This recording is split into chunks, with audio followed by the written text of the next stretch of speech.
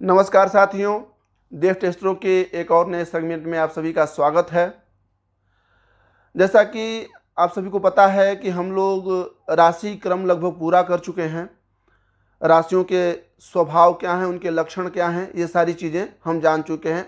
आज से अब इसको थोड़ा सा और डिफरेंट वे पे लेके चलेंगे अपन, क्योंकि राशियों की तो सारी चीज़ें, जैसे कि एक राशि में कितने नक्षत्र आते हैं, कितने चरण आते हैं, कैसा उसका स्वभाव होता है, तो सारी चीज़ें आप वीडियो के माध्यम से जान ही चुके होंगे। लेकिन आज जो नई बात हम करने जा रहे हैं कि कुंडली में, आपके हॉरोस्कोप में अगर लग्न ही इन राशियों की हो जाए, क्योंकि कई ऐसे प्रश्न आए हमारे पास कि व्यक्ति लगभग हर राशि से अपने आप को रिलेट करना शुरू कर दिया कि भाई ये भी गुण मेरे में देखते हैं, ये भी मेरे में देखते हैं, तो एक्चुअल मेरी राशि क्या है। क्यों, कई बार आपको पता होगा कि लोगों के डिटेल्स नहीं होते हैं, तो अपने नाम से ही अपनी राशि को मानने लग जाते हैं, जिससे वो कन्फ्यूजन में ही हमेशा रहते हैं। तो पहला प्रयास सिर्फ ये था कि आप सिर्फ राशियों को जानिए कि उस राशि का स्वभाव क्या है, क्योंकि राशि डिसाइड किस बात से होती है, चंद्रमा जिस राशि पर आपकी कुंडली में बैठा होगा वही राशि आपकी मानी जाती है। अब राशि सिर्फ आपकी मानसिकता को तय करती है, आपका सोच, आपका व्यवहार कैसा होगा ये डिसाइड करती है। लेकिन आफ्टर ऑल की चीज़ें, पूरे जीवन को, पूरे भविष्य को यदि कोई निर्धारित करता है तो वो होती है जन्म कुंडली, और उसमें भी प्रमुख होता है लग्न। लग्न ये डिसाइड करता है कि किस हाउस की स्थिति आपकी कुंडली में कैसी है। तो हो सकता है थोड़ा विषय लंबा हो, क्योंकि अब नए सेगमेंट की तरफ हम लोग बढ़ रहे हैं, कुंडली के एक और अलग अगले भाग की तरफ। विषय को शुरू करने से पहले आप सभी से मैं आग्रह करूंगा कि यदि इस चैनल के सेगमेंट आप सभी को इंटरेस्टिंग लगते हैं तो आप इसे सब्सक्राइब करें, लाइक करें और ज़्यादा से ज़्यादातर लोगों के पास शेयर कर दें। मित्रों, अब आते हैं अपने नए विषय पर। 12 राशियां, जैसे कि मेष, वृष, मिथुन, कर्क इत्यादि के विषय में आपने स्वभावगत जाना। जब कोई हॉरोस्कोप बनती है तो उसमें देखा होगा आपने 12 भाव, 12th हाउस होते हैं, और उस 12th हाउस में कुछ नंबर लिखे होते हैं। तो पहले घर का नंबर ही सिर्फ डिसाइड होता है। पहले घर का नंबर एक बार डिसाइड हो गया कि हाँ यहाँ ये नंबर आएगा, और जो भी नंबर होगा वो 1 से लेके 12 के बीच में ही होगा, क्योंकि 12 ही राशियां ही होती हैं। तो जब पहले घर का नंबर डिसाइड हो जाता है तो उसके बाद बढ़ते क्रम में, आरोही क्रम में जो है बाकी सारे नंबर लगा दिए जाते हैं। अब ये कैसे डिसाइड होता है कि प्रथम भाव में यही नंबर एग्जैक्ट आएगा? तो जब किसी का जन्म होता है तो वो जन्म स्थान क्या है, जन्म समय क्या है, उसकी लॉन्गिट्यूड और लैटिट्यूड दोनों देखी जाती है। अक्षांश और देशांतरों को मिला करके एक कैलकुलेशन किया जाता है कि जब आपका जन्म इस स्थान पर, इस लॉन्गिट्यूड लैटिट्यूड पे हो रहा था, इस समय हो रहा था, तो पृथ्वी उस समय किस राशि के सामने थी। वह राशि कौन, भाई 12 ही राशियां होंगी, तो किस राशि के सामने थी। तो जिस राशि के सामने उस समय एग्जैक्ट टाइम पे पृथ्वी हो रही होती है, और जितने डिग्री पे हो रही होती है, बस उतने डिग्री और उसी राशि को डिसाइड करके आपके फर्स्ट हाउस में रख दिया जाता है कि आपके जन्म के समय आपके लग्न में, यानी फर्स्ट हाउस में ये राशि थी। अब अगर फर्स्ट हाउस में 1 नंबर लिखा है तो मतलब आपका जन्म मेष लग्न में हुआ है। लेकिन ये आपकी राशि नहीं डिसाइड करेगा, राशि तो आपकी चंद्रमा डिसाइड करेगा। अब अगर आपकी फर्स्ट हाउस में मेष लग्न आ गई तो उसके बाद वृष, मिथुन, कर्क, सिंह, कन्या इत्यादि ऐसे राशियों का क्रम चलेगा। तो अब हम जानेंगे कि लग्न में यदि कोई राशि आती है तो फिर उससे क्या हमारा डिसाइड होता है। क्योंकि देखिए, लग्न इज वेरी इंपॉर्टेंट, इसलिए क्योंकि लग्न ही ये डिसाइड करता है कि 70% के करीब आपका आफ्टर ऑल लाइफ में स्वभाव कैसा रहेगा। चंद्रमा तो उतरते चढ़ते स्वभाव का स्वामी है, कभी वो स्वभाव बड़ा हाइपर हो जाएगा, कभी बहुत डाउन हो जाएगा। लेकिन एक होता है नैसर्गिक स्वभाव, जन्मजात स्वभाव, जिसको आपने सुना होगा, लोग कहते हैं अरे जन्मजात ही स्वभाव है इसका। तो ये जो जन्मजात स्वभाव होता है, बॉडी स्ट्रक्चर होता है, या फिर कौन सा ऐसा रोग है जो हम ले करके पैदा हुए हैं, या क्या ऐसा विशेष है जो हमारे शरीर में है और वो जो पूरी जिंदगी रहता है, जिसको आप गॉड गिफ्टेड भी कहते हैं, ये सारी बातें अगर कोई डिसाइड करता है तो वो होती है लग्न। इसीलिए लग्न बहुत ही इंपॉर्टेंट होती है किसी भी कुंडली के लिए। एक बात और मैं आपको बता दूं कि लग्न यदि जितनी डिग्री की होगी तो बाकी भी राशियां उतने डिग्री की होंगी। और लग्न जिस तरीके से आपके शरीर पे असर करती है, तो फिर बाकी राशियों के यानी बाकी हाउस के पास भी कुछ ना कुछ चीज़ें पड़ी होती है। जैसे आप ज़्यादातर आज के ज़माने में व्यक्ति ये पूछता है कि उसका विवाह कैसा होगा, तो 7th हाउस अगर हम देखेंगे तो लग्न की डिग्री के हिसाब से ही हम 7th हाउस देखेंगे। लोग सोचते हैं कि जी मेरा प्रोफेशन कैसा रहेगा, बिजनेस करूंगा, जॉब करूंगा, चलेगा कैसा, तो यदि हम 10th हाउस देखेंगे तो वो भी लग्न की डिग्री के अनुसार ही देखेंगे। इनकम देखेंगे तो वो भी लग्न की डिग्री के अनुसार देखेंगे। तो आप मान के चलिए कि आपकी पूरी हॉरोस्कोप में 70% रोल यदि किसी का होता है तो वो लग्न का होता है। लग्न जितना मजबूत होगी, आपके जीवन में उसी तरीके से उतार चढ़ाव या घटनाएं आपको देखने को मिलेंगी। तो आज हम पहली जो मेष लग्न है उसकी हम बात करेंगे। यदि व्यक्ति का जन्म मेष लग्न में हो जाता है, जिसके स्वामी स्वभावतः मंगल होते हैं, लेकिन इस लग्न में ज़्यादातर आपको जो है गुण सूर्य के देखने को मिलेंगे।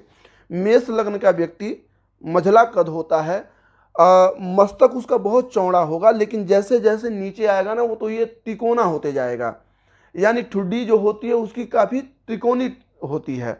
आंखें एक डोमिनेटेड टाइप होती हैं, ऐसा लगता है जैसे वो घूर के देख रहे हों। उनके आंखों का बड़ा प्रभाव होता है। मस्तक जैसा कि मैंने बताया कि बहुत चौड़ा होता है, प्रकाशमान चेहरा होता है। कई बार ऐसे लोगों की आंखें कमज़ोर देखी गई हैं, सर पे बाल कम देखे जाते हैं जो मेष लग्न के व्यक्ति होते हैं।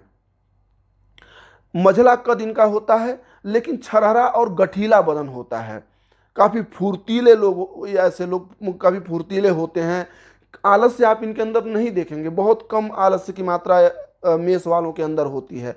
छरहरा ये बदन इनका होता ही होता है। साथ ही साथ अगर इनकी प्रवृत्तियों पर हम जाएं तो प्रवृत्ति क्या होती है कि अपनी बात मनवाने की होड़ हमेशा इनके अंदर मची रहती है। बात सही हो गलत हो डजंट मैटर, मेरी बात है तो इस बात को मानो। नेतृत्व प्रकृति के ऐसे लोग होते हैं, ये नेता ही बनना चाहते हैं। लोकेशना बहुत ज़्यादा होती है कि ज़्यादातर व्यक्ति मेरी बात सुने, मेरा सम्मान करे। लोगों से सम्मान के हमेशा ये ललायित रहते हैं, और यही कारण है इनका। ये देखा गया है कि ये अपने धन का ज़्यादा व्यय सिर्फ इसी बातों पर करते हैं कि लोग इनको जाने। यह किसी अच्छे या बुरे की मैं बात नहीं करता हूँ कि ये अच्छे काम में खर्चा करते हैं या बुरे, नहीं। ये अपनी नाम जहाँ पर इनको मिलेगा वहाँ पर ये ज़्यादा खर्चा कर देंगे, और यही कारण है कि यह कभी भी अपने जीवन में बैंक बैलेंस नहीं बना पाते हैं, क्योंकि चूंकि लोकेशना की चाहत इनके अंदर ज़्यादा होती है।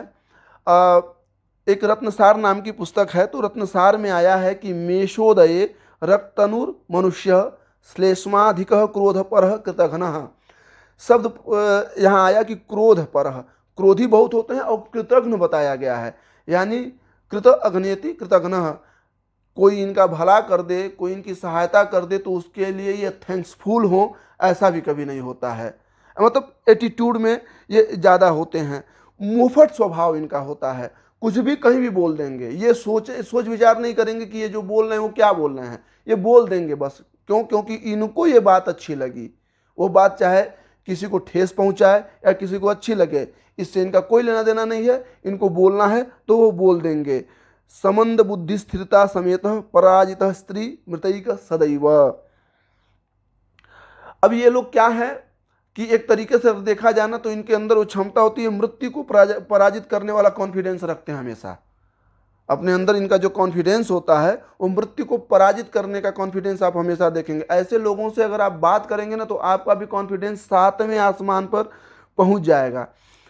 बातों को इतने प्रभावी ढंग से ये रखते हैं कि ये बात अगर झूठ भी होगी तो उसे आप मान ही लेंगे।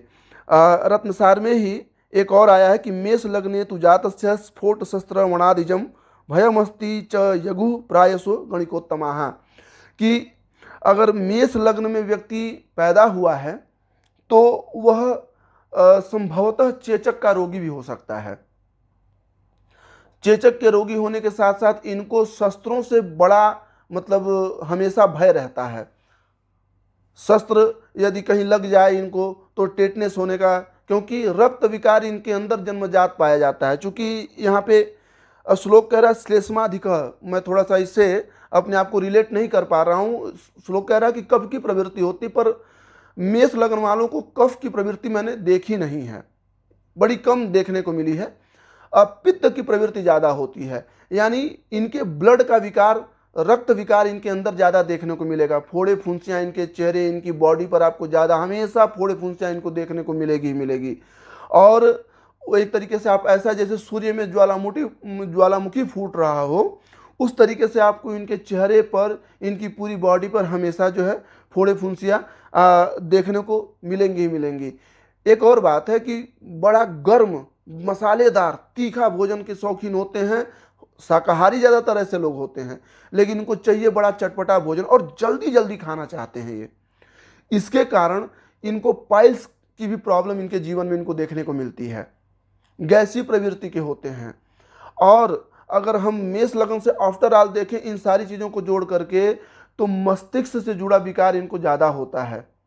कई बार ब्रेन स्ट्रोक के शिकार भी मेष लग्न वाले देखे गए हैं। कारण सिर्फ यही है कि हमेशा ये उक्त रक्तचाप में, हाई ब्लड प्रेशर में ही हमेशा ये रहते हैं। तो मस्तिष्क विकार, कुंठित होना, ये चीज़ें इनके अंदर ज़्यादा, और कई बार विक्षिप्तता भी आ जाती, पागलपन भी आ जाता है। देखिए, मेरा उद्देश्य किसी को भय प्रदान करना नहीं है, सिर्फ ये बताना है कि यदि इस लग्न में जन्म हुआ तो उसका स्वभाव ये है। और ज्योतिष ये कहता है कि ज्योतिष के गणित के माध्यम से आप अपने ग्रहों को जान करके अपना रास्ता बदल दें समय से पहले, तो जो हानि आपको होनी है वो नहीं होगी। ज्योतिष मात्र मार्ग दिखाता है। तो मेष लग्न के स्वभाव तो ये सारी चीज़ें होती हैं। अगर वो अपनी ऊर्जा को, चूँकि बोलने में अच्छे होते हैं, यदि वो अपनी ऊर्जा को सार्थक मार्ग पर लगाएंगे तो इनके लिए ज़्यादा अच्छा होता है। एक्सरसाइज हो, चूँकि पैदाइशी इनको अच्छी शरीर मिली होती, गठीली और आकर्षक शरीर मिली होती है, लेकिन उस शरीर को ये कभी ध्यान ही नहीं देते। उस शरीर पे कभी ये मतलब उसको सौष्ठव करने का इनका कभी विचार नहीं रहता है। और जब भी आप देखिए तो वो नेतागिरी में ज़्यादा आपको मिलेंगे, बड़बोलापन बहुत ज़्यादा रहेगा। जिन विषय का ज्ञान नहीं उसमें से उन विषयों में भी हामी भर देंगे, बढ़ बढ़ करके बोलने लगेंगे, किसी की भी बात काट करके बोलने लगेंगे। और यही कारण है कि कई बार इनको इग्नोर भी कर दिया जाता है, कई बार ये समाज से बहिष्कृत भी हो जाते हैं, जिसके कारण ये कुंठित हो जाते हैं, अपने अंदर भी स्वयं द्वंद्व करने लगते हैं, लड़ने लगते हैं। तो यदि आप भी मेष लग्न के हैं और आपके अंदर भी ये सारे गुण हों तो इससे बचने का प्रयास करें। अब पुनः आप सभी से एक बार आग्रह करूंगा कि अब हम लोग जो राशि के जो क्रम है उसमें लग्न से हम लोग देखना आप शुरू किए हैं कि फर्स्ट हाउस में कैसे, सेकंड हाउस में, ये सारी चीज़ें अगर आप कैलकुलेट करके रखेंगे तो फिर आपको भी आगे ये समझ में आएगा कि जब अब इन्हीं जगहों पर जब ग्रह बैठेंगे तो फिर वो कैसे अपना नेचर दिखाएंगे, कैसे मिलजुल करके एक आफ्टर ऑल कुंडली बनेगी। और चूँकि मैंने इस चैनल को भी एजुकेशनल चैनल बनाया है ताकि लोगों के अंदर जो ज्योतिष को लेकर के एक भ्रम पैदा हुआ है वो भ्रम दूर हो, उनको ये समझ में आए कि ये एक विज्ञान है, एक मैथमेटिक्स है जिसको सिर्फ समझने का फेर है। तो आई होप कि आप लोगों को ये सब्जेक्ट इंटरेस्टिंग लग रहे होंगे। यदि आप सभी को ये विषय पसंद आते हो तो कृपया कमेंट करें और कमेंट के माध्यम से आप ये बताएं कि अन्य किन विषयों पर हम लोग चर्चा करें। क्या ऐसी चीज़ें हैं जो छूट जा रही हैं, बची रह जा रही, क्योंकि ज्योतिष शास्त्र बहुत बड़ा शास्त्र है। ये कोई छोटा मोटा एक लोटे में भरने वाला शास्त्र नहीं है, ये पूरा एक सागर है। तो आपके कमेंट के माध्यम, आपके प्रश्नों के माध्यम से हमें ये पता चल सकेगा कि किन विषयों पे और भी हमें बोलना है। और पुनः एक बार आप सभी से आखिरी में आग्रह करूंगा कि आप इस चैनल को लाइक करें, सब्सक्राइब करें और ज़्यादा से ज़्यादातर लोगों के पास शेयर करें। धन्यवाद।